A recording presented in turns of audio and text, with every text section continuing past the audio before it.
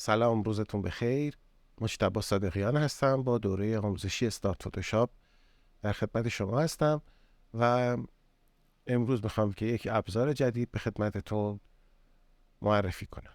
خب این ابزار قطره چکان و انتخاب رنگ هستش. پیش میاد که ما میخوایم که یک رنگی رو از یک پروژه برداریم و دقیقاً میخوایم که همون رنگ باشه، یعنی هیچ گونه تغییری درش حاصل نشه و 100% هر رنگی که میبینیم همون رنگ رو انتخاب بکنیم. کلا انتخاب رنگ با این پالت رنگ هست و اینجا ما کلیه رنگ های موجود رو میبینیم. منتها اگر بخوایم دقیقاً یک رنگی رو که هست انتخاب بکنیم، باید از ابزار قطره چکون استفاده بکنیم. ابزار قطره چکان شورتکاتش حرف آی هست، یعنی در محیط فتوشاپ چه تک ستونی باشه چه دو ستونی، موقعی که حرف آی رو از کیبورد انتخاب بکنیم اتومات میاد روی ابزار قطره چکون و همونجوری که میبینید موسمون هم شبیه یک قطره چکون میشه. الان این پالت رنگ من 2 تا رنگ تیره هست که وقتی اینو انتخاب میکنم پالت بالاییه که نشون دهنده رنگ مورد استفاده همکنون من هست به این رنگ تغییر. نگاه کنید، الان این سبز رو انتخاب میکنم، الان این آبی رو انتخاب بکنم، هر رنگی رو که انتخاب بکنم با این قطره چکون این پالت بالاییه به اون رنگ تغییر میکنه.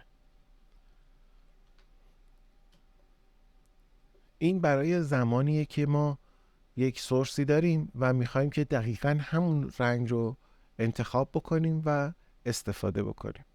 مثلا ما از این رنگ سبز خوشمون اومده، نه کدش رو میدونیم، چون هر کدوم از این رنگ ها میبینید یک کدی داره که چه HSBش باشه چه RGBش باشه CMYKش باشه، هر کدوم از اینها یک کدی دارن.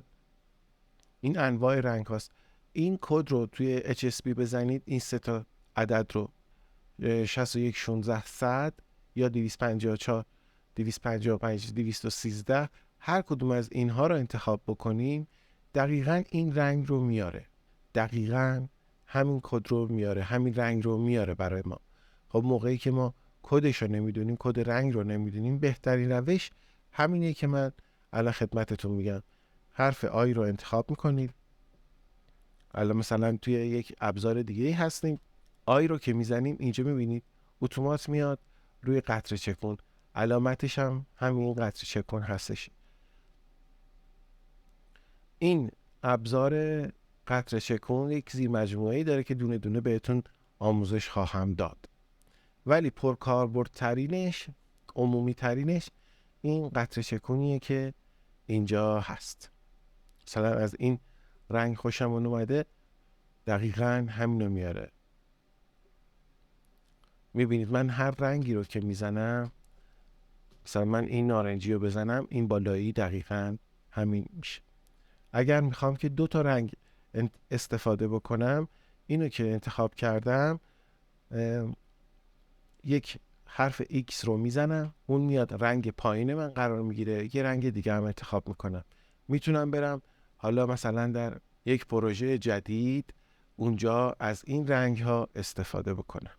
اینجا 2 تا رنگ انتخاب کردم، یه نیو میزنم، نگاه میکنم ببینم که فرمتش چیه. من اینو که بر اساس سانتی متر گفتم خدمتتون و گره اسکیل نمیخوام باشه، RGB باید باشه. خب میبینید اون 2 تا رنگ اینجا هم آمدن. مثلا اینجا اینو انتخاب میکنم، بعد با حرف B میرم توی براش ها، براش یعنی قلمو، حرف B هم شورتکاتشه، میانبرشه.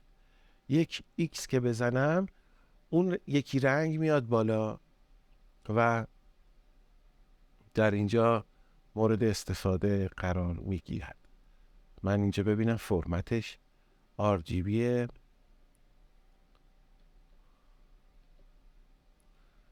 دلیل اینکه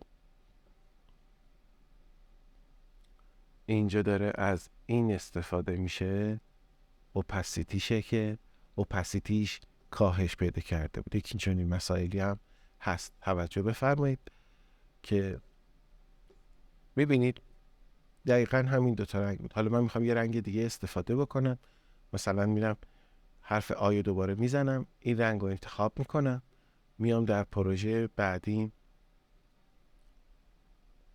تغییر رنگ میدم. ببینید خب کاربرد این ابزار رو هم خدمتتون گفتم که اصطلاحاً قطره چکان و انتخاب رنگ هست.